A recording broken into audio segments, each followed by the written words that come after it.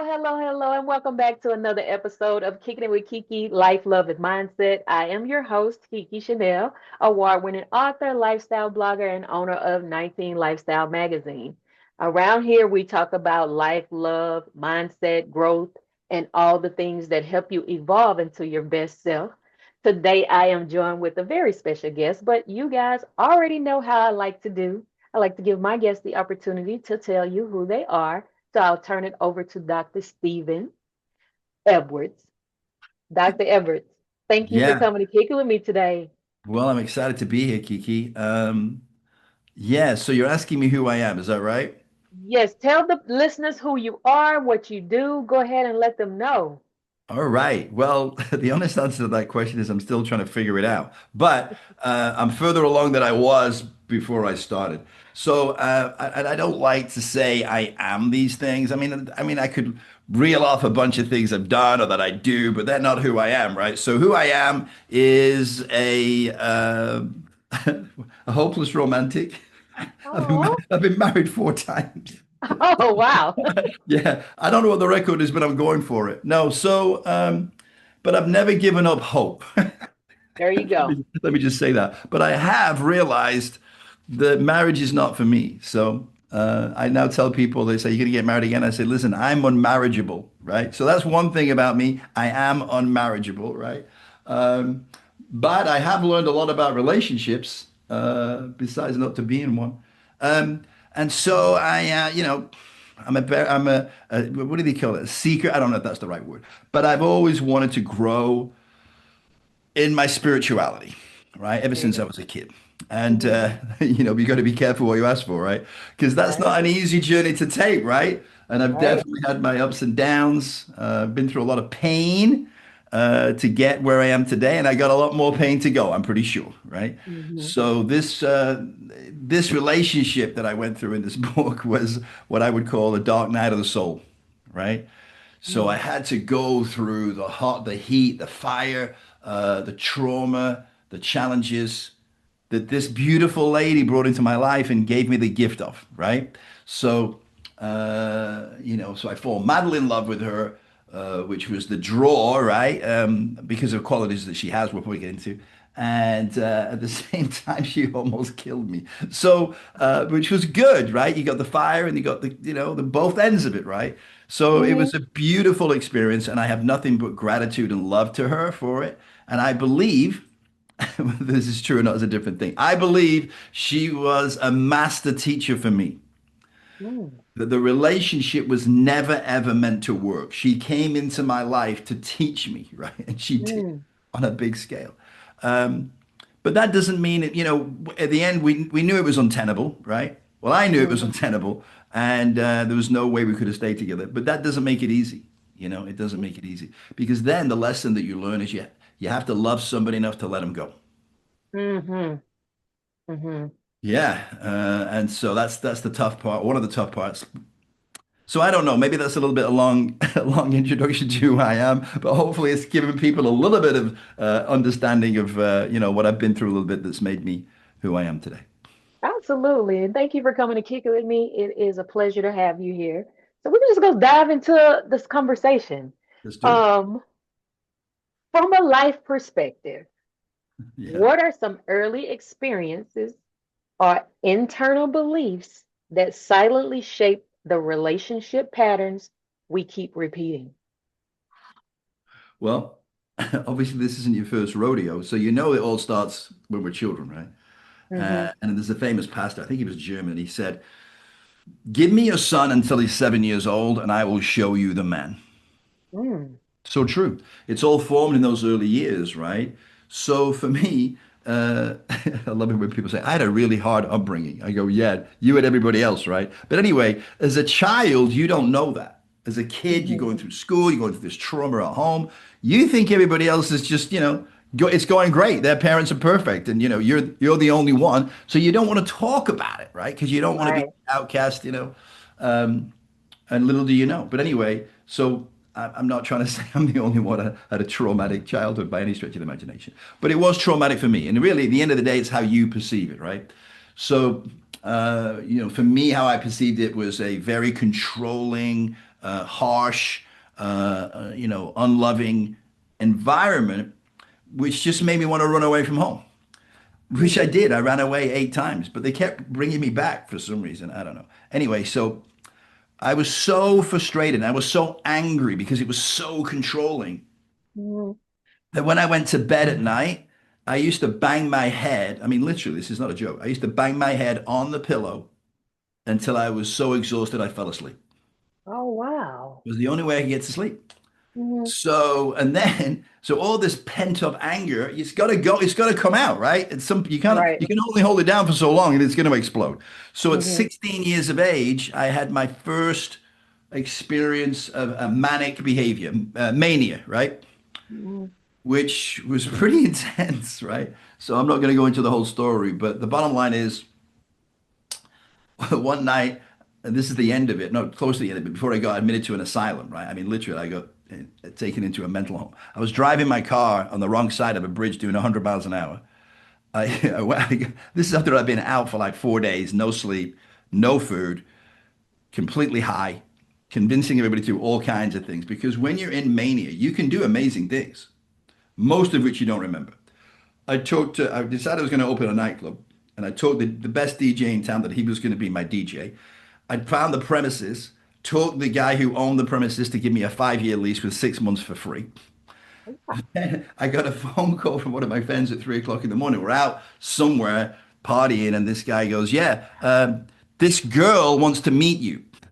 I mean, that's pretty much all you had to say to me at that age, right? I go, "Where is she?" He R- goes, "Well, she owns a brothel," right? I went, "What?"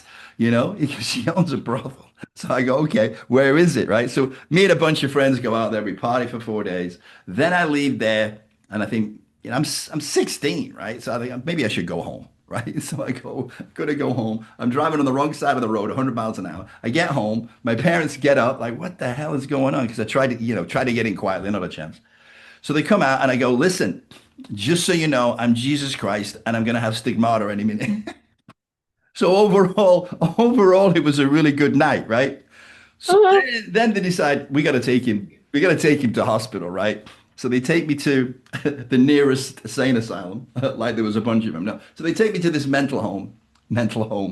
I don't know what it's called, but anyway, they took me there, and a lot of people they weren't very cognizant, right? But I was Mhm. so happy. I was as high as a kite. I mean, I couldn't have got this high off crack. I don't think. I never tried crack, but I don't think I could get that high off crack. I loved everybody. So they let me, Mhm. and so they strapped me to a chair because, in normal terms, this is crazy, you know. Yeah. And the other patients were waking up. It's about 4 or 5 in the morning now, so they're waking up, and people are saying, "Well, I'm going through this," and I said, "Listen, it's going to be fine." Didn't no idea, right? What's going on. So anyway, so then they've got to bring me down, right? So they give me, I don't even think they have it anymore. Electroconvulsive therapy, ECT. And so they put like, I don't know how many thousands of volts through your brain. You have a convulsion and they hope that something is going to come out of it, right? You're going to shake it off. So, I'm joking about it, but that's intense, right? That has long-term, lifelong consequences, right? Yeah. So so I go through all that, right? Then I had trauma at school, and I was joking with you earlier about, my mom did literally send me to school in school clothes that were way too big for me. My Mhm. overcoat used to drag on the floor. I had to roll up the sleeve so I could see my hands. Mhm. Hood of it came down in front of my face, and it had fur on. I looked like the Grim Reaper, right? That coat would fit, I was just about to say that. right, right. Yes. So that coat would have fit me today, right? And you know how kids are. If you look stupid, they're going to tell you you're stupid. And the teachers back then. Edwards, come here. What are you wearing? You're like, Right. yeah, what are you wearing? I'm not really sure, sir. So anyway, so I got, this is humiliating. It's funny now, but back then it was Yeah. traumatizing for me. So by the time I was 9 years old, I was buying my own school clothes. I had to find a way to get out of the pain, right? Right. So that is why clothes became very important to me. Fashion became very important to me because I don't want to be laughed at anymore, right? Right. And so I've always wanted to look good, look good. So that affected me in a big way later in my life. So these are some of the things that I went through to Mhm. get me to the point where I when I went through all this, and I went through the trauma of my parents. My father was very successful.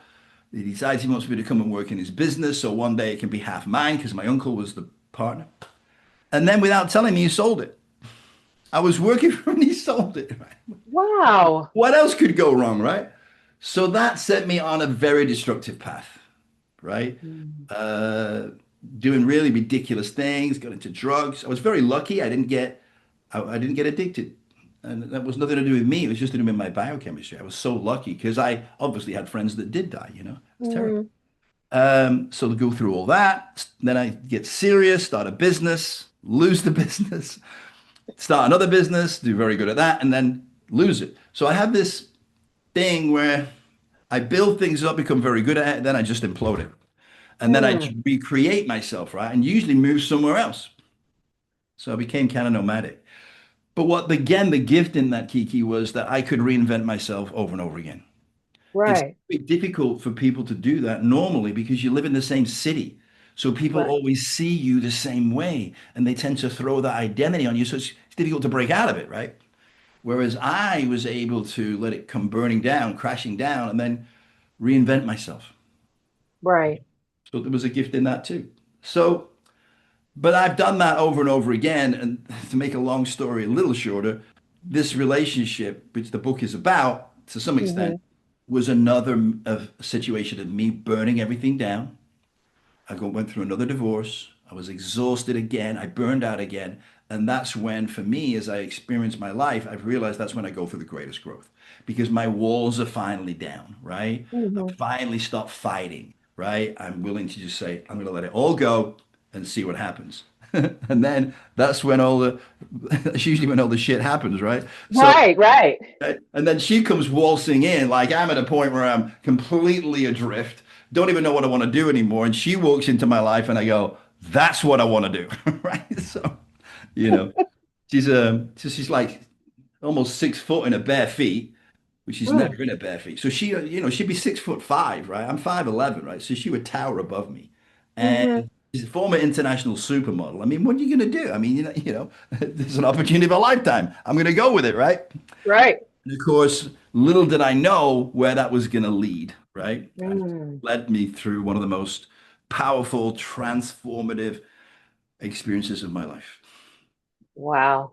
That is amazing. Thank you for being so vulnerable and sharing your experiences. And that's the overall premise of the podcast, to have individuals like yourself to come on and share your experience so that it can help other people see and know that I'm not the only person that has gone through this. And if he can do it, I can do it. You just told everybody the reason I wrote the book. It's exactly right. It's so true. And the word you used at the beginning, I wrote it down because it's the key, is to be vulnerable. Yes. And I hate to generalize, which is usually a good thing to say before you generalize, right? Hmm. I would say it's harder for men to be vulnerable than for women. Yes. It's not easy for either. Don't get me wrong. I'm not saying it's easy for women either because Hmm. women are scared because their vulnerability can be taken advantage of, right? Hmm. Often by men, right? So Right. I'm not saying it's easy for women. I'm just saying it may be a little bit hard for men. But anyway, who cares? But the bottom line is what Tomas, taught me was unbelievable. I worked with Tony Robbins for 3 years. I've worked with Robert Kiyosaki. I mean, I've worked with some amazing people. And don't get me wrong, I've learned profound wisdom from them. But this experience was the most teachable moment of my life. Because Wow. what was happening in this is that she was reflecting back at me, myself. Wow. So well, like what? Well, she was totally authentic. Hmm. She didn't care what anybody thought about her. That's very freeing, right? It's like, geez, it's just like, this is me. Take me or leave me. This is who I am, right? Now, you could Yes. also say that's being a bit of a brat, which she was a brat. I mean, she was born she was born into wealth. Her father's a billionaire, right? So she was used to doing whatever she wanted when she wanted, and Hmm. that was it. But still, that's still living authentically. Hmm. And she gave me something I'd never really had before, KeKe, because I've been living this life for a long time. I was, doing very well. I mean, I was making multi-millions of dollars, living in a mansion with a sex room. I mean, how bad could it be, right? But the point Right. is, there was a lot. I was living this image, right? You know what I Mm-hmm. mean? And I didn't want anybody to see behind that image. Right. And so it makes you feel alone. Right. You can be on a stage with thousands of people and you're talking, but you're alone. Right. And then you come off stage and people say, "Oh, you're amazing. That's incredible." I go, that's not who I am, right? You don't know me. Exactly. You Right. don't know me. And now that makes you feel like it's hard to be out there because people, Mm-hmm. people are going to find cracks, right? The people, because Hmm. that's not real. You can't live that way, right? And so Right. I had all these things, like some of the things I told you about when I was a kid, banging my head on the pillow, being in an asylum, and some other things. You never want people to know that about you because how will that change their perception, right? Exactly. So, one of the things I'm kind of proud of in a way is that I just finally put it out there. I didn't Right. just I didn't just tell my friends. I mean, I told the whole world, right? Put it in a book. Put it So, in the book. but that's the freedom I'm talking about, right? And she Hmm. gave that to me, right? Because now, there's nothing you can say about me that I haven't said myself. You know what I mean? Exactly. I have a niece that's like that. She said, Mhm. before I have anybody else tell my experience, I'll just tell it first. Like Yeah. sometimes she'll call me and she was like, Tita Boo, I have something to tell you. I said, let me prepare myself because she gonna go all in. And I Well, love that about her because she is so open and free yeah, yeah, and she really doesn't care. I'm telling you because I don't want you to judge me off yeah, something that somebody else said. yeah. I'm telling you so you can know the truth. Yeah, and that's how I felt about putting this in the book. At least it's me Right, saying, at least it's me saying it, right? As right. as opposed to someone else finding out about it, because Hmm. that puts you on the defensive anyway, right? So Hmm. yeah, so now don't get me wrong here, right? So I went through this experience. This isn't the end of the journey, obviously, right? I'm still here, Right, right? So, right. but I did learn some powerful lessons that have helped me immensely, right? So what I would say is I'm further along the road than I was before this happened. And I've learned things about myself that have profoundly changed the way I feel and am in relationships. Well, first of all, I haven't been in a relationship for 4 years, which is fantastic for me because I went Hmm. from one to, I mean, I had four wives. I mean, what does that tell you? You know, Right. so I was very often in a relationship, but but having this time alone has been amazing. I mean, and Yeah. because of the experiences that I had with Tamaz, where I'd given myself away, right? I gave myself away. I lost my Hmm. identity, I lost all my stuff, but I almost lost my sanity. Mm. I mean, seriously, I was this close to being back in the asylum, right? So, Right.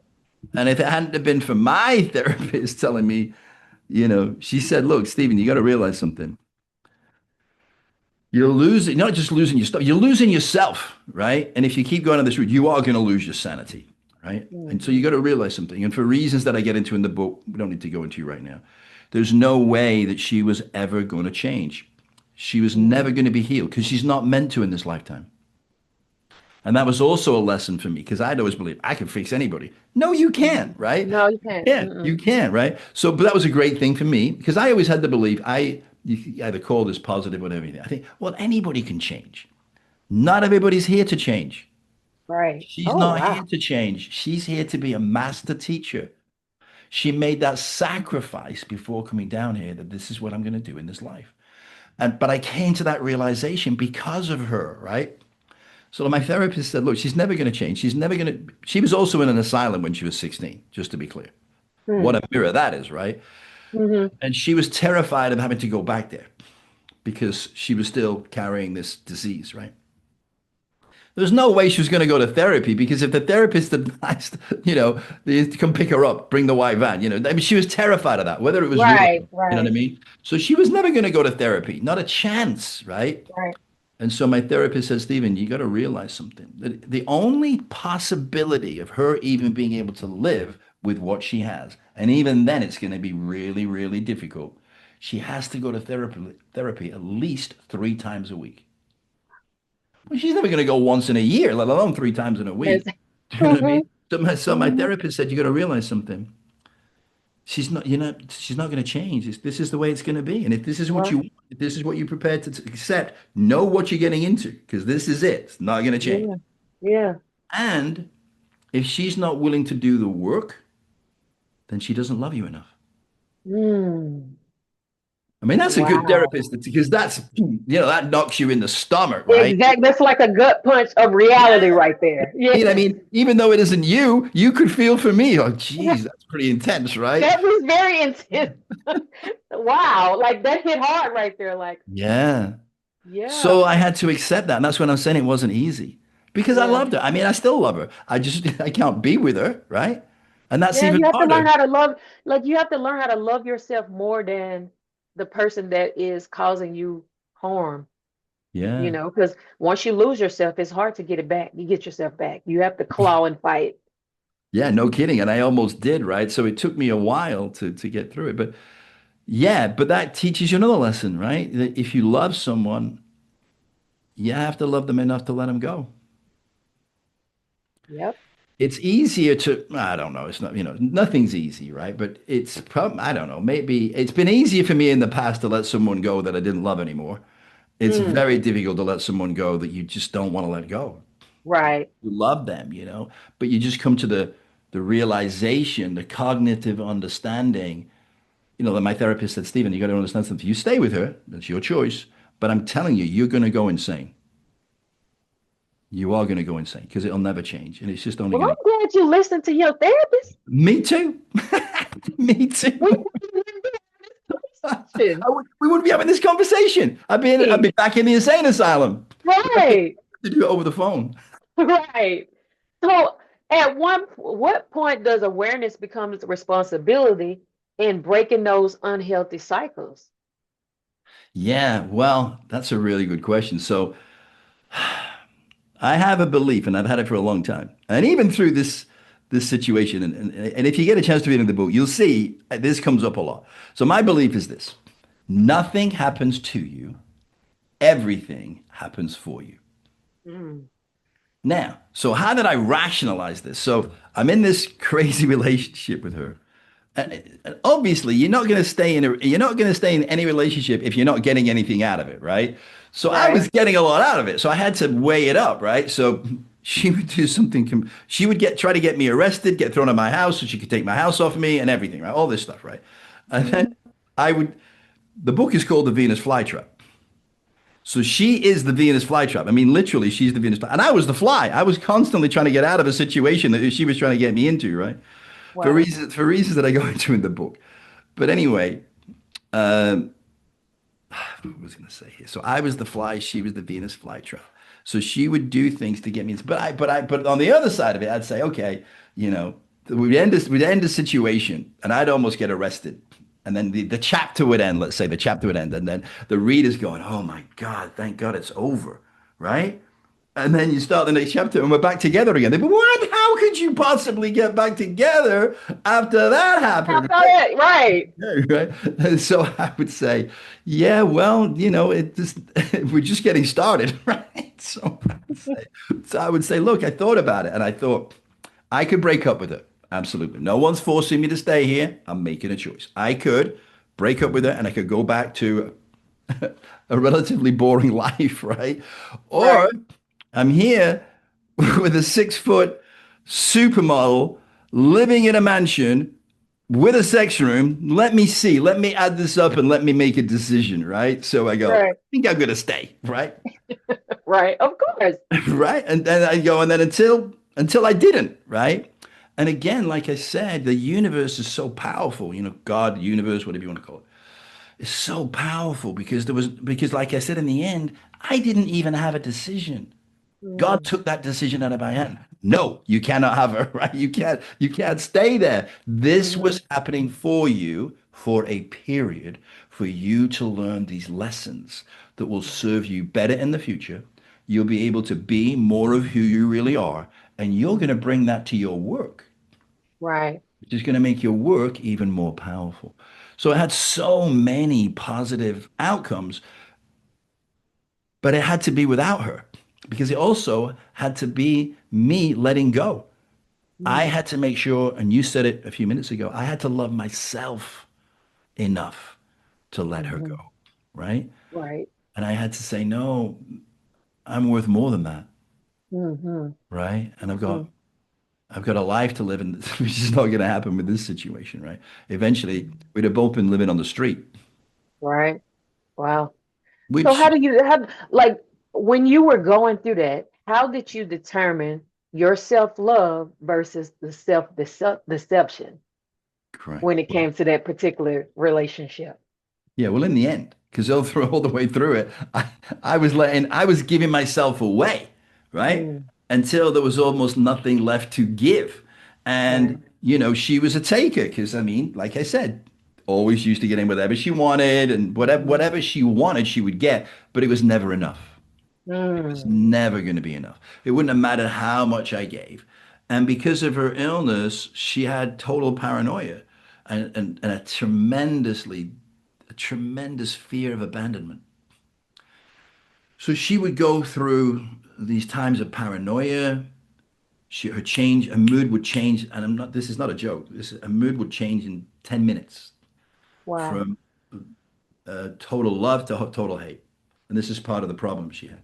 So, which I ended up having the problem with her. So, but I learned how to deal with it a little bit. But the point is, I was giving myself away, KeKe. So you caught on it right there. You said, when did you get it back? When Uh, did you start to realize, right, that you were losing yourself? And really, times throughout the situation, I would think that, but then I would go back. Have you ever been, and I'm sure you know ladies that have been in toxic relationships, mhm. and you can explain it to them, right? And you say, whoever it is, it's not gonna, it's a bad situation, and if you don't leave him, it's just gonna get worse, right? Right. And they go, yeah, you're absolutely right. And then you think they're sane, right? And then they go Mhm. back to him, right? And you go, Mhm. what Mhm. the hell you just said? I know, but I forgot, or whatever, Right. because they've weighed up in the mind, whether consciously or not. Yeah, but I like this about him. You know what I mean? And I can fix the other part. You're right, Mhm. right? Mhm. You don't realize he's such a nice guy. You don't know him like I do. When you're not Mhm. around, he's perfect. You only know the bad things about him, and you're going, "Oh my God, we've got a Right. loss here, right?" I don't even a life check. It's not going to help her. She's going down, right? Mhm. Uh, and all you could do as a good friend is just say, I'm just going to be here for the fallout, Mhm. you know? Mhm. When she's Mhm. finally got to the end of her tether, when she's finally sick and tired of being sick and tired, then she's going to be ready, but not until. And it's Right. me, but what I realize now, which I didn't know before, is sometimes that's okay Mhm. because there's still something for them to learn. And even if we could pull them out of it, we wouldn't be helping them. Right. Because they'll probably say, well, I'm not going to date anybody for 6 months, right? Mhm. And then they start Mhm. dating again and they meet the same person in a different body. You're like, how did you pull that off, right? Right. Because you didn't change. You're still attracting the same thing, right? And people very often, me included, have a hard time getting it. Mhm. But once you Oh, do, I've been there. yeah, I think most of us have. I say to people, have you ever been in a toxic relationship? And sometimes people say, no. I say, really? Well, you need to get out more often. Right.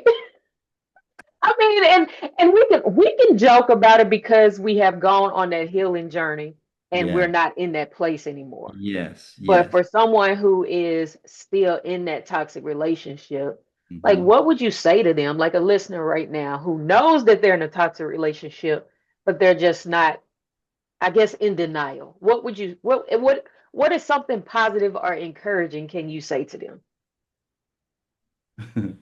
Yeah. Well, it depends on the person, honestly, Kiki, because there's certain people like, you and I gel very quickly. We can have a sense of humor. Mhm. Both know we can laugh at a lot of things that a lot of people can't, right? So, Right. I wouldn't be talking to someone who's in a toxic relationship that's freaked out in a lot of pain and who doesn't have a sense of humor the way you and I would talk, right? Because that would be too Right. much. It would be too soon, too much, too soon. So, right. So you got to deal with everybody differently. But so what would I say? I just want to preempt that by saying it would depend on the person. Hmm. But some things that have been very important to me, and I mentioned this earlier, coming to this belief is so important. And it sounds so simple, but it's profound. Like saying that this isn't happening to me, it's happening for me. Hmm. Now, I'm going to tell you right now, I'm not going to start there, right? Because there's a lot of women that have had tremendous trauma, right, Mhm. with things happening to them that they would Mhm. never in a million years from where they are now accept that it happened for them. You Mhm. understand that. You know what I'm talking about, right? Exactly. So you got to take things slow and you got to help that person get to that point themselves. Mhm. You know, me saying that would sound like I'm telling them that, and it would sound disrespectful, and it would dishonor them, right? So we got to go deep spiritual, right, before we can Mhm. get there. And some people are not at that place. Right. So a lot of it would depend on where they are. But even if we can accept that on a smaller scale, and if we can put those traumatic experiences to one side and say, outside of that, could you accept that it's a possibility that things that you may think have happened to you maybe in some way happened for you? And would you be willing to explore how it happened for you and the silver lining? It doesn't mean that what happened to you is right. I'm not Right. condoning it. What I'm saying is we could stay a victim our whole life. We could choose that. That's a Mhm. choice. Or we Mhm. could say, well, what if I found something from it that could give meaning to my life and help millions of other people? Like I was listening to a lady in Ireland. It was a documentary, and she lived in Ireland, and her daughter was Irish, right? So she committed suicide. Her daughter committed suicide. She was a young girl, right? And so, of Mhm. course, when that happened, as a mother, she blamed herself, right? That this has happened to me, right? But anyway, then her and her other daughter started a foundation in her name, in her daughter's name, that helped young children or young teenagers that were thinking of committing suicide to not do it and save Mhm. thousands of lives Mhm. in the Yeah. name of her daughter, right? So the life of her daughter wasn't wasted like she thought in the beginning. It was actually a catalyst to save thousands of lives, Thousand. you know? Wow. So those kind of things, it's giving whatever meaning we give life becomes the life we lead, you know? Yep. Mm. You know what I I mean? love that. I love Mm. that. Yeah, it's powerful. Yeah. Yeah. Well, tell like you told us the name of the book. How can we get the book? Where is it? Tell the audience how they can go and get the Venus flytrap. Okay. Well, unfortunately, we're sold out. I'm kidding, right? So that'd be kind of cool to say, wouldn't it? Yeah, no, you can't get I it. know. I was about to say, yay. I think they're auctioning one off in a couple of months to Sotheby's. Good luck. No, so I think for me, the best way to get the book is we've sent you a link, right? So you can your listeners can get the first three chapters of the book for free. I sent you a link, so all you got to do is click on the link. Those three chapters are free. So you can get a sense of whether you like the book, whether it's something you want to read more, you want to get more information, then you can buy the book if you want to. So that's number one. Secondly, oh yeah, so obviously I give counseling now, right? I mean, from experience, right? I went through it, right? So, Yeah. um, and I do use humor in what I do, obviously, right? It'd be impossible for me to not to, right? So, Right. but people have to understand that humor comes from pain, right? Mhm. Humor comes from pain. Mhm. So I can laugh at things that most people can't because I had the pain of it, right? And I've been through it. You Mhm. said that earlier, right? So Mhm. but I also use my humor as a way to interrupt the pattern, the thought pattern that's causing the person pain, right? Mm. So, people say, well, I'm broken. I say, really? Well, send me a photograph and show me where the breakage is, right? My spirit's broken. No, it isn't. It's not broken. You know what I mean? Right. No, it's not broken. You are not broken. And I ain't fixing you because I tried that. It doesn't work, right? It It doesn't work. It does not. doesn't work. It doesn't work, right? But Mm-mm. I can give you some tools that you can do some repairs on your mindset that can help you get past it all. But you are not broken. Right. You're a whole person. You're a beautiful soul, a beautiful spirit. And you just got to realize that about yourself, right? And accept it. Because I promise you, at some point in your life, people have told you you're not perfect, you're not worthy, and you started to believe it without even realizing it. So we're going to change that belief. So, and then we go into, what are your beliefs? You believe in God? Cool. So as you know, God really does make a lot of garbage, right? He makes humans that are just terrible, but he tries. Mhm. People go, what? Yeah, no, he doesn't make any garbage, right? How could he? Why would he? Why would he create a human being that is less than perfect? It's Right. just in our eyes, in our judgment, that we think something, including ourselves, isn't perfect. That's a lie. Right. That's a lie, Mm. right? And so these are the kind of things I will say, which are true, right? It's Hmm. true. Hmm. It's the truth. So you just beat people with the truth. Beat people with the truth. Hit them I over the love head with it. Hit them over the head with it, right? Uh, right. and so, it's just, it's beliefs are so important. But even more so, and I think you said this at the beginning, KeKe, it's patterns. Hmm. We have patterns of behavior that we learn when we're children until the point we don't even see them anymore. We don't even realize that we're repeating these same patterns and we're drawing all these experiences into our life in the hope that we're going to see the pattern Hmm. and stop blaming God, other people, anybody. Take accountability, right? Oh, Right? that's one of my favorite words. Yeah. It doesn't mean you're a bad person. Hmm. It just means you've got some patterns of behavior that are not serving you. Right. It's like saying if you made a cake every day and you hated the taste of it, but you keep making the same cake, whose fault is it? You're making the Right. cake, You right? making a cake. Change the recipe, right? And then maybe you'll find a cake you like, right? Right. But you got to do the work, right? You have to do the work. So, grandma didn't get the favorite meal you have out of a book. She created it. She Right. tried different things, different amounts, different recipes. And she won't give you the recipe, will she? No, she won't because you haven't earned it. Right? Whatever, Right. you got to go through what I went through to make that cake or your own cake, right? Right. It won't never taste better than hers, but you can try. You could try. That's the point. You have to try. You You have do. to try. So, Dr. Edwards, this has been amazing. This has been amazing. Before we get out of here, I want to ask you this question about mindset, right? Yeah. How do we shift our mindset from just going through a relationship to actually growing through a relationship? Yeah. Okay. Well, they always say the first step is awareness, right? And we've Mhm. talked a lot about those things like, not being a victim. If you're a woman in a relationship, he's not doing it to you. He's doing it for you. Well, what do you mean? It's painful. He hits me or whatever. Yeah, well, why don't you walk away? Why don't you leave? You're saying it's okay, Mhm. not him. And you're the one in pain, not him. Mhm. So when would now be a good time to leave? Without resentment, without anger, and say, hey, he gave me a gift. How they give you a gift? He made me tap into my own strength, my own courage to walk away. He's made me a stronger woman. This Wow. experience has made me a stronger woman. No man is going to come into my life and do that again because I won't allow it. Mhm. But it starts with that fixing this situation by getting out of it. Well, how do Right. I leave? How do I leave with the kids? And we can figure that out. The first thing it has to be you're making a decision that you're not going to put up with this anymore. And the Absolutely. and the rest, hard to believe, the rest will come to you. Hmm.